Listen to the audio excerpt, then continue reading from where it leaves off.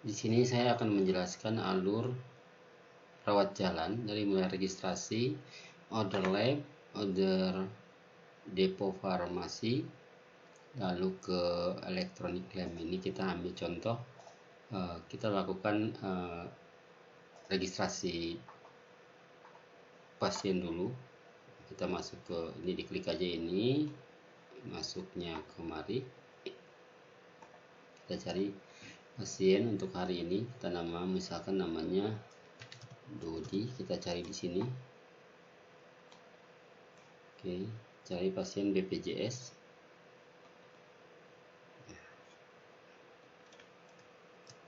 Ini kita apabila ini di enter di sini, dia akan ngambil data dari BPJS.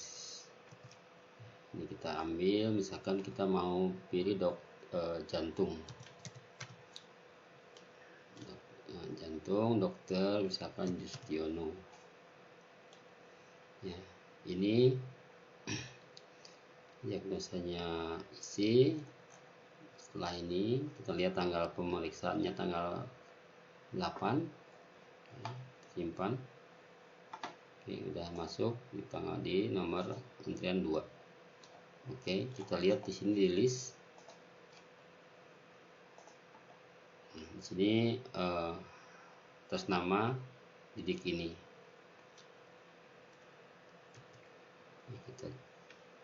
Nah, setelah ini terdaftar, kita berarti pasien sekarang udah berada di poli. Nah, dokter membuka elektronik rekam medis. Di sini udah dibuka. Nah, ini ada pasien. Ada pasien yang udah terdaftar di sini, namanya Didik ini. Kita ambil, kita perbesar sedikit. Ya, ini asesmen medis. Asesmen medis ini silahkan diisi.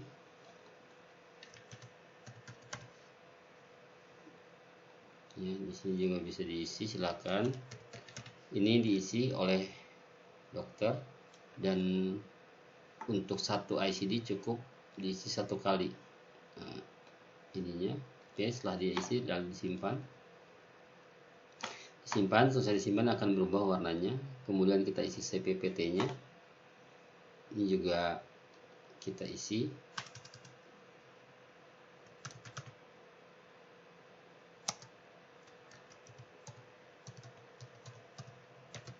Kita isi subjektif. Ini kita isi objektif.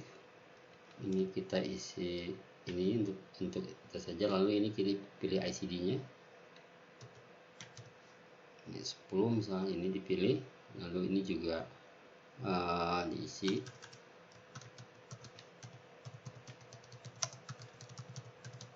Ininya, lalu tanda tangan di sini. Ya, setelah tanda tangan, pada saat disimpan ini nanti baru akan muncul namanya surat kontrol atau surat konsul.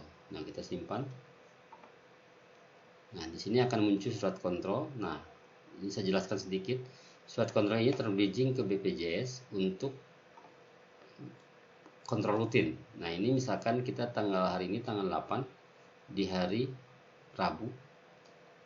Nah, misalkan tanggal 8 bulan depan ini ketemunya di hari Sabtu, ya, di hari di hari Jumat. Nah, makanya kalau ini harus ketemu di hari yang sama, kecuali dokternya dipraktek di setiap hari praktek. Nah, karena ini akan mengambil jadwal di Hafiz, interbridging dengan Hafiz dengan jadwal dokter. Ini juga ada surat konsul. Nah, konsul ini juga tentukan tanggalnya, misalkan konsul hari ini. Nah, ini apa-apa akan pre-op, dan ini kalau pre-op bisa pilih poli dalam misalkan, ya, poli dokter tujuannya siapa. Ya, misalkan ini dokter tujuan, terus ini bisa dipilih lalu disimpan. Ini untuk konsul pre-op atau yang untuk konsul internal. Oke, sudah ini. Nah, di sini saya akan menjelaskan mengenai obat dulu. Nah, kita lihat di sini ada klik order obat. Di sini ada pilihan Nah, ini kalau sudah ada bisa digunakan, kalau belum ada berarti kita isi di sini. Ya, misalkan ini. Di sini juga terlihat stoknya. Ini kan stoknya 0. Kita cari misalkan. Nah, ini ada stoknya banyak. Maka ini kita ambil 30, kuantitinya 1 kali 1. Keterangannya dia samakan. Oke. Sudah anolodipin naik. Ini lalu disimpan sama dokter. Nah, pada saat disimpan ini dia akan mengirim nomor antrian ke apotek. Jadi ini jadi resep elektronik. Bisa lihat resep elektroniknya. Ini resep elektroniknya. Udah ini selesai. Nanti kita akan lihat di depo. Nah, kemudian kita coba lakukan order laboratorium. Nah, di sini order laboratorium ada pilihan. Ini kita lihat ini tanggalnya tanggal berapa untuk tanggal hari ini, tanggal 8. Di sini untuk hari ini, lab rutin hari ini, kita pilih labnya, misalkan hematologi, pilih beberapa tindakan, 5 tindakan misalnya. Ya, udah 5 ini kita simpan. Setelah disimpan, sudah hasil masuk, itu dicek datanya, udah masuk belum. Nah, di sini cek ada menunggu ACC jaminan. Nah, ini jadi dari order lab ini tidak akan langsung masuk ke laboratorium sebelum di ACC. Nah, ini prosedur ini silahkan disesuaikan dengan rumah sakit apakah perlu ini. Nah, ini tujuannya adalah untuk mengontrol pembiayaan pengobatan pasien untuk pasien BPJS, sehingga bisa dikontrol apakah per hari ini melebihi batas pagunya atau tidak. Batas pagu yang ditentukan kurang lebih di 183.000, belum termasuk obat dan termasuk tindakan. Nah, ini kontrol, hanya kontrol aja. Kalau misalkan tidak bisa dilakukan hari ini karena kelebihan pembiayaannya, bisa dilanjutkan ke besok hari. Ini kalau udah dicek berarti menunggu hasil jaminan, ini akan harus masuk ke jaminan. Dalam modul ini adalah di modul kendali biaya. Ini modul namanya kendali biaya dan mutu. Nah, kembali biaya dan mutu ini untuk mengontrol. Di sini kita cek ada cari laboratorium. Nah, dia akan ada bunyi demikian, berarti ada order. Nah, kita cek di sini. Misalkan kita setujui.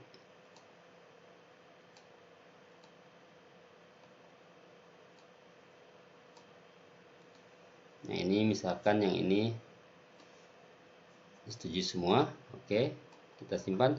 Ada pemilihan SEP baru, SEP hari ini, lama. Berarti ya kalau lama itu berarti sama SEP-nya tersimpan. Nah, setelah tersimpan di sini hilang. Di sini baru dia akan masuk ke modul lab. Oke, sekarang kita lihat modul lab dulu. Di sini ada modul laboratorium. Di sini kita list order.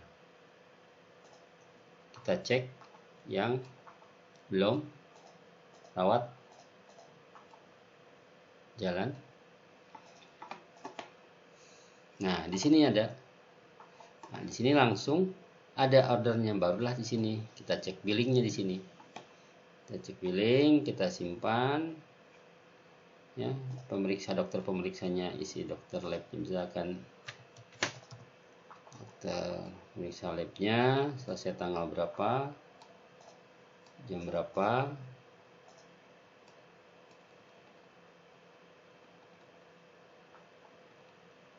Oke, ini diisi semua udah. Oke, simpan. Ini dokter pengirimnya. Oke, sekarang isi pemeriksaannya. Kita isi misalkan ini 14.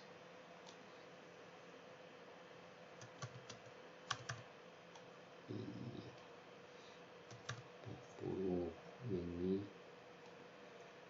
15.000. Ini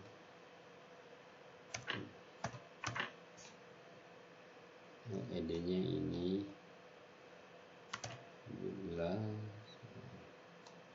ini 0, ini 2, dan seterusnya ya. Ini dan seterusnya ini ya. Setelah ini dipilih, diisi semua, nah lalu diklik simpan. Ini apabila belum menggunakan menyambungkan alat dengan sistem ini ya. Udah tersimpan. Oke, sekarang kita kembali ke elektronik rekam medisnya.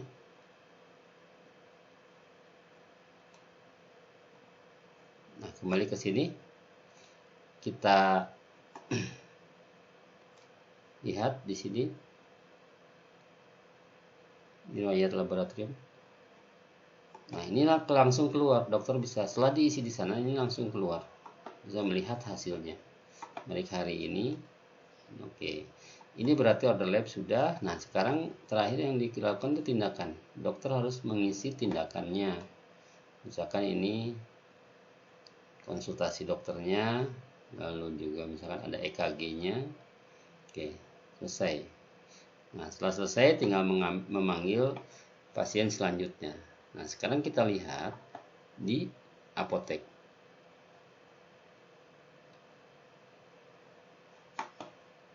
Ini sudah. Sekarang kita lihat di depo farmasi. Nah, depo farmasi ini ada, karena ini modul untuk rawat jalan, dia harus login yang rawat jalan. Untuk rawat inap harus login yang rawat inap. Nah, di sini ada namanya transaksi obat. Kemudian dilihat list ordernya. List ordernya yang hari ini. Kita cari pasien yang ini. Nah, ini pasiennya, ini print. Ini bisa print SEP-nya bila dibutuhkan. Ya. Bisa print resepnya bila dibutuhkan. Ini bisa di print resep, print SEP, oke. Nah, sekarang kita lari ke transaksi. Nah, ini lari ke transaksi. Dokter pengirimnya. Ya, ini nanti urusannya dengan obat-obat dari dokter. Misalkan di sini apa namanya?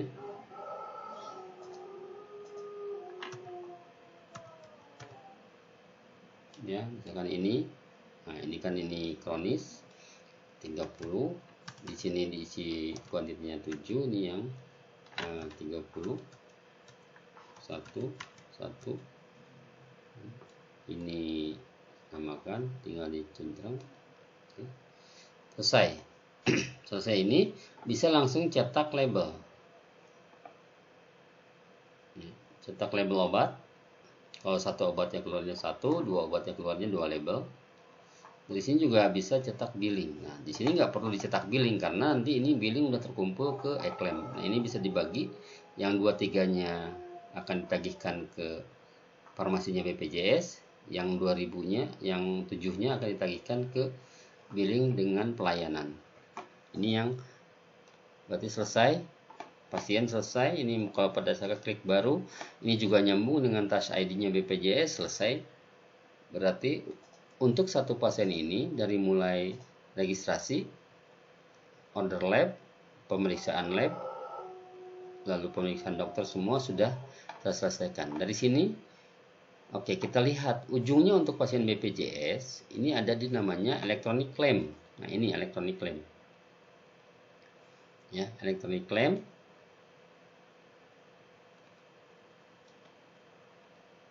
Di sini. Nah, di sini kita cari pasiennya, panggil nomor registrasinya. Nah, di sini ambil SEP-nya, ya. Dia create SEP-nya, lalu juga billingnya ditarik. Nah, ini billingnya, kita lihat billingnya. Nah, ini billingnya.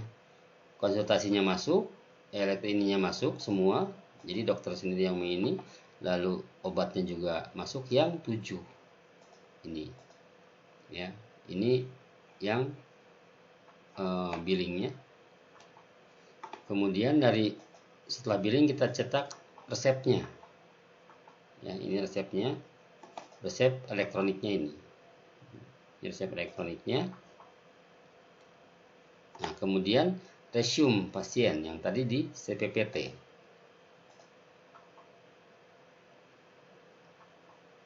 Ini resume pasien juga udah keluar di sini, kalau kita lihat itu.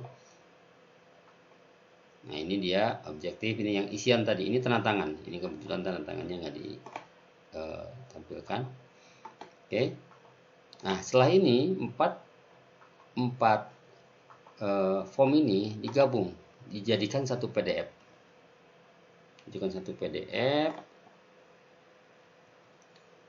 Ya. Kita lihat hasilnya. Nah, ini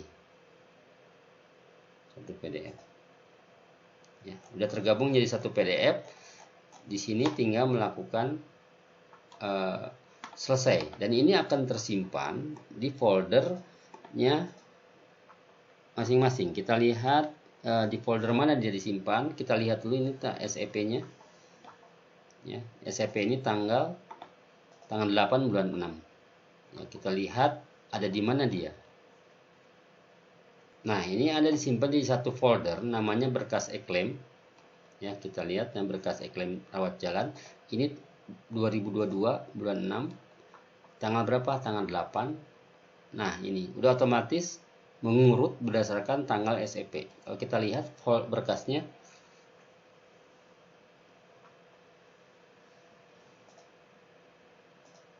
nah ini udah tergabung semua.